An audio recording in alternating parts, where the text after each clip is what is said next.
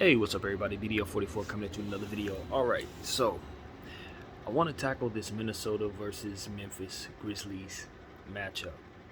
And I just looked at those two rosters and I'm telling you, the thing about this matchup is I like both of these teams. They're both young teams. They're both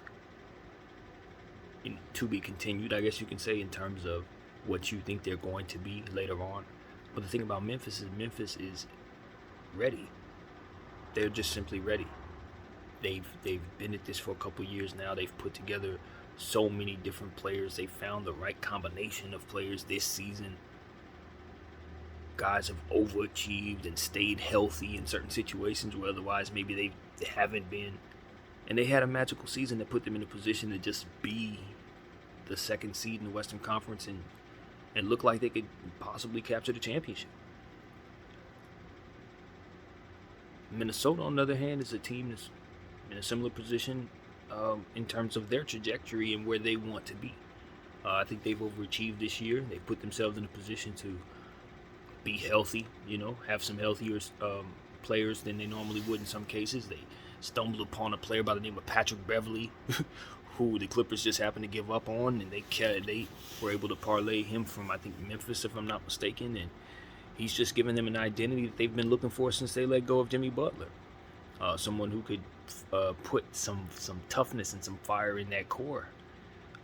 You add that to the fact that this is Anthony Edwards' year 2, and he's put up more 40-point games than anybody his age, I think, ever, if I'm not mistaken. Don't quote me on that, but he's doing fantastic things. You know what he brings to the table. And then you look over and you see D'Angelo Russell's had a healthy season, and you know what he's capable of doing, especially in the clutch, ice in his veins. And then you look at their bench and you find a lot of players that have defensive-minded, 50-50 ball, tenacity and long arms and things of that nature that really affect things. It's a team like, I'm thinking about players like Josh Okogie, Jared Vanderbilt, McLaughlin. They have a lot of talent. And I just wonder if they can affect enough defensively, that core group of defensive players coupled with Patrick Beverley, can they be disruptive enough to offset the sheer depth and greatness of a Memphis team that can really flourish with or without Ja Morant? And that's going to be the question. Because, at the end of the day, I really do think that Memphis is so ready at this point, and they're so well put together. They're so well coached. Got a guy like Steven Adams and Jaren Jackson anchoring the paint, making it damn near impossible to do anything in the paint against those guys. You look at a guy like Xavier Tillman, who gives them a breather. Guys like Brandon Clark, who can play any position pretty much. A guy like Desmond Bane, who's basically an all-star just out of nowhere. I think he's a rookie. I can't even believe it, but he puts up 30-point games out of nowhere all the time. You look at a guy like Dylan Brooks, who they've had missing pretty much all year long, who we know can go on both sides of the floor, who has a killer instinct and a relentlessness as he drives at the rim that you don't see too often. I mean, they just have so many weapons, You look at the high upside guys they got on their bench as well, like Jarrett Culver. Think about the kid that they drafted, Zaire Williams, who could step out and show you a glimpse of who he's going to be in the future at any moment. I mean, they just have so much depth. You think about Slow-Mo, who can facilitate and rebound and score and do just about everything. Play smart when you need him not to. Be crafty and stuff like that. I mean, it just, as good as you look at that trio of Karl Towns, D'Angelo Russell, and of course Anthony Edwards, you throw in Jared Vanderbilt, Beverly, this is going to be a very tough series.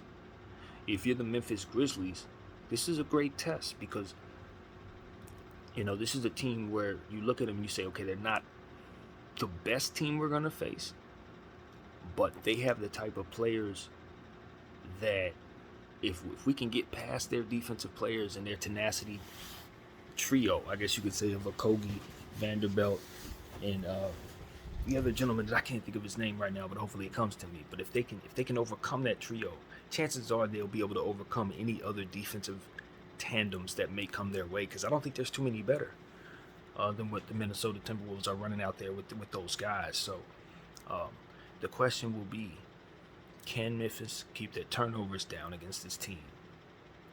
Can they withstand the three-point barrage of shooting that's going to be coming from the shooters that the Timberwolves have, because they have some fantastic ones. You know, I think about a guy like Malik Beasley, who's going to be extremely important in this series, stretching the floor. You know, he has the ability to put up a 30-point game. You know what I mean? Something like that could be necessary between him and D'Angelo Russell. If they get hot, it could be a problem. Patrick Beverley's going to be hounding people. How is that going to affect Ja Morant? Will it at all affect Ja Morant? I'll say this about the Memphis Grizzlies. They've been doing a lot of talking. They've been sticking their chest out, and they've been backing it up. That's why ain't nobody saying nothing, because they've been backing it up. But they're going to have to continue to. Now is the time when it matters. You can do it through the regular season. We've seen it. But we've also seen teams have fantastic regular seasons. I think about the Dallas Mavericks, who lost to the We Believe Warriors. This is that kind of series. Now, I don't expect the Mavericks to disappear. The Memphis Grizzlies to disappear like the Mavericks, because they got different types of players on this Memphis team. Like I said, they've been backing it up. I think they're for real. I don't doubt them. But at the end of the day, they are going to be tested by another young team that I could argue 2 years from now, it may be a question of who's better between these two teams. Now, right now, it's not. But this is not a team that's going to be going away.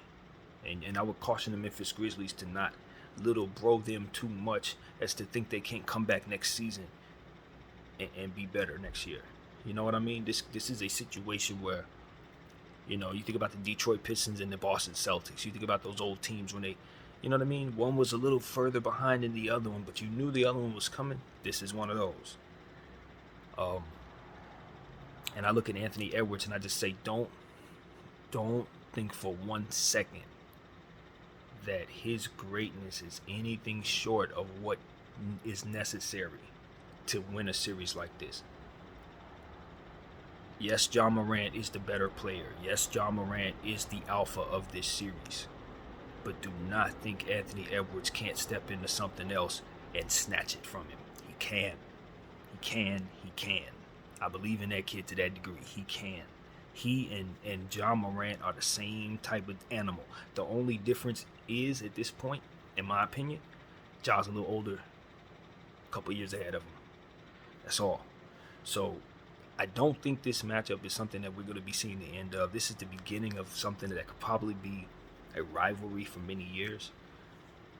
I think you could see a situation where it could potentially be some bad blood. Just looking at the personalities on these two different teams, you could definitely see where there may be, some hot heads and some tempers in this series.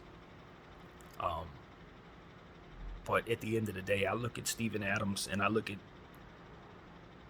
it's one of these two things. It's Steven Adams on one side and it's Patrick Beverley on the other. That's kind of how I'm looking at this. Yeah, it's Ja Morant versus Anthony Edwards. Yeah, it's Karl Anthony Towns versus Jaren Jackson. But the meat and potatoes of this, what it really is them two wily vets. Them two anchored on the defensive end. Those two heart and soul meat and potatoes players. I'm looking at both of them. Which one of y'all is going to spark those youngsters the most?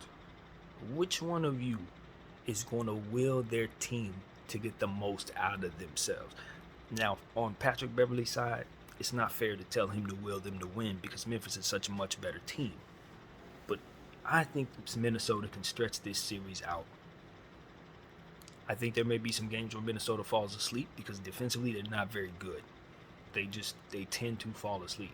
But like I said, they have those players that are defensive minded. And if the coach leans on them in key moments, barring an opportunity to not have scoring droughts, which they tend to have, they should get some stops against this Memphis team.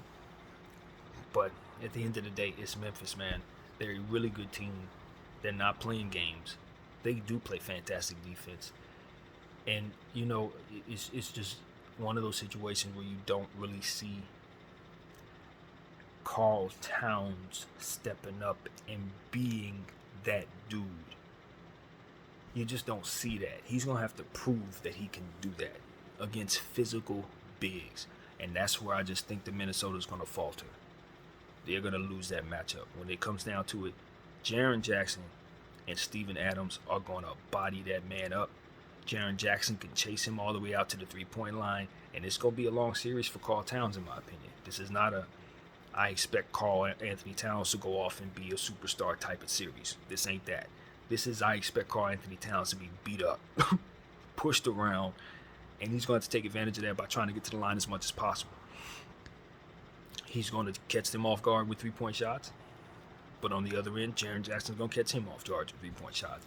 So they're going to offset each other, and that's why I think the others on the Timberwolves are so important. A guy like Malik Beasley's going to have to score relentlessly. D'Angelo Russell's going to have to keep his scoring above 20 points.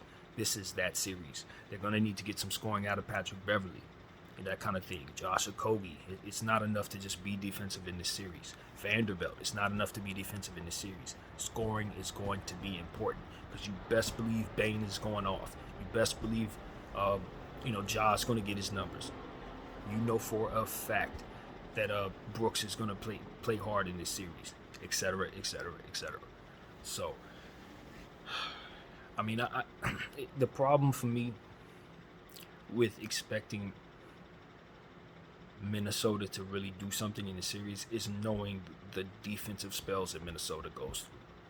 For all the nice defensive players that they have, Beverly and Vandy, and all these different players that can do something, at the end of the day, they really do play bad team defense a lot of the time. And I think that's going to hurt them against an elite offensive team like the Memphis Grizzlies. So I don't know. I'm having a hard time seeing them get more than a game out of this series. I see them getting some close games. I can see them pushing one or two of these games into overtime. But I can also see blowouts. I can see massive, massive blowouts because of how well Memphis plays with one another. I can just see if they don't have good games, a guy like Anthony Edwards is his first playoffs, Karl Towns his first playoffs. If they have the jitters, Memphis going to jump on top of that. That's what I see coming. It's going to be a jaw fest. So, a lot is riding on Anthony Edwards, in my opinion. If he can be a dog, an efficient dog at that, act like he's been here before, look as if he's been here before.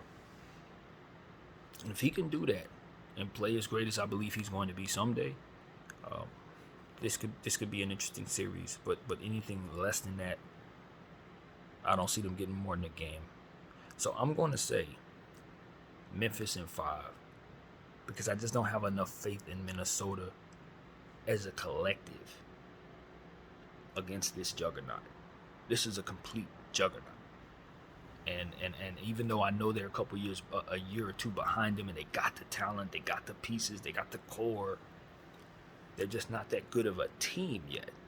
They don't run their stuff like Memphis does just yet. But give them a couple years, they'll be there, and this is the exact type of test that this Memphis team needs that'll set them up for a good regular season next year. They're going to be better for being in this series. Trust and believe that. They're going to be better. And you're going to know their names, too. A couple of these guys are going to make names for themselves in this series. But it's just going to be hard for me to see them beating a team that I know is that good. With or without Ja, they were blowing people out. And I don't expect much to change in these playoffs. So that's what I got, man. Memphis in 5. And I hope you guys enjoy this series. I think I'm going to watch just about every game of this series. This is one I'm excited about just because there's young teams on both sides. And they're going to define who they are, I think we're going to get some big games out of some young players. So I like to see, man. BDF 44. Thank you all for watching. I'm out.